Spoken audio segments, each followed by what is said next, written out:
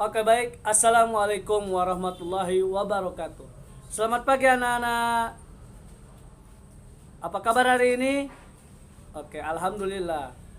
Semoga kita semua selalu diberi kesehatan dan dilindungi oleh Allah dari penyakit COVID-19.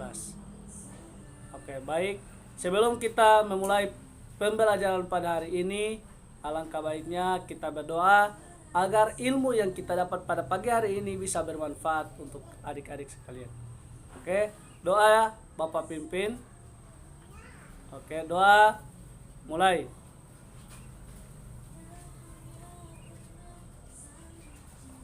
Doa selesai. Oke, anak-anak, materi kita pada pagi hari ini yaitu pertumbuhan dan perkembangan. Baik, materi kita pada pagi hari ini ialah pertumbuhan dan perkembangan. Sebelum Bapak masuk apa itu pertumbuhan dan perkembangan, Bapak ingin bertanya kepada adik-adik. Apa pengertian dari pertumbuhan dan perkembangan itu? Atau apakah adik-adik pernah mendengar pengertian dari pertumbuhan dan perkembangan itu? Oke, bagus. Ya, pintar. Oke.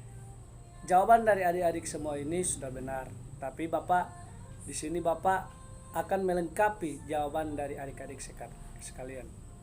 Oke, baik. Sebelumnya Bapak akan menjelaskan apa itu pertumbuhan.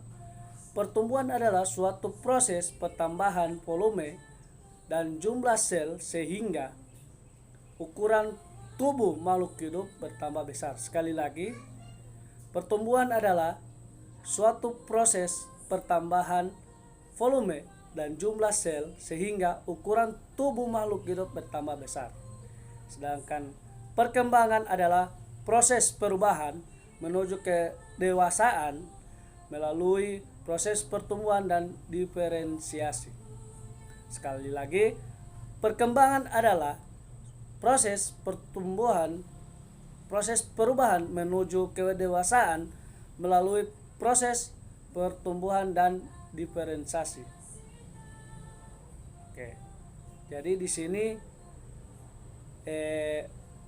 pertumbuhan itu dapat diukur, sedangkan perkembangan itu tidak dapat diukur.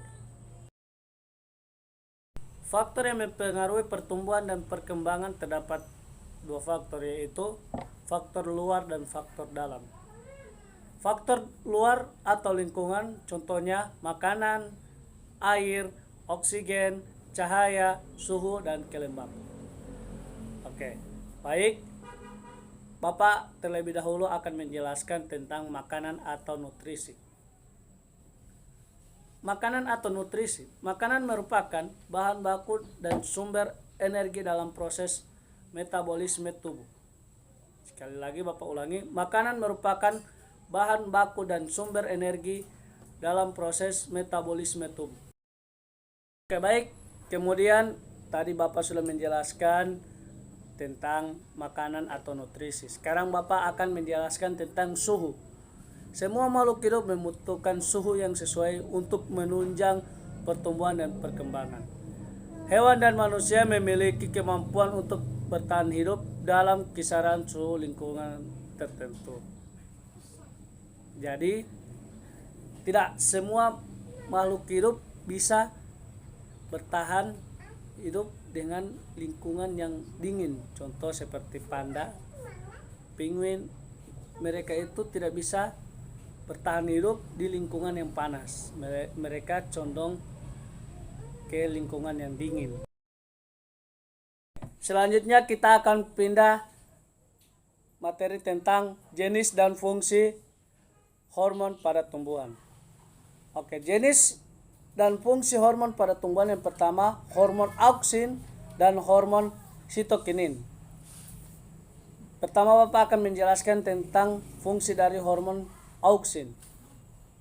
Fungsi dari hormon auksin ialah merangsang pertumbuhan akar, bunga, batang, buah, dan membengkokkan batang. Sedangkan fungsi dari hormon sitokinin ialah merangsang pembelahan sel Sedangkan hormon sitokinin berfungsi merangsang pembelahan sel, pertumbuhan akar, tunas, batang, buah, dan memanjangkan batang. Jadi di sini fungsi dari kedua hormon ini sangat berbeda. Fungsi dari hormon auksin di sini belum ada tunas. Dia masih tentang pertumbuhan akar, batang, buah, bunga, dan membengkokkan batang. Sedangkan pada hormon sitokinin di sini sudah ada tunas. Dan di sini hormon sitokinin dia sudah tidak membengkokkan batang tapi memanjangkan batang. Oke, baik. Selanjutnya Bapak akan menjelaskan tentang metamorfosis.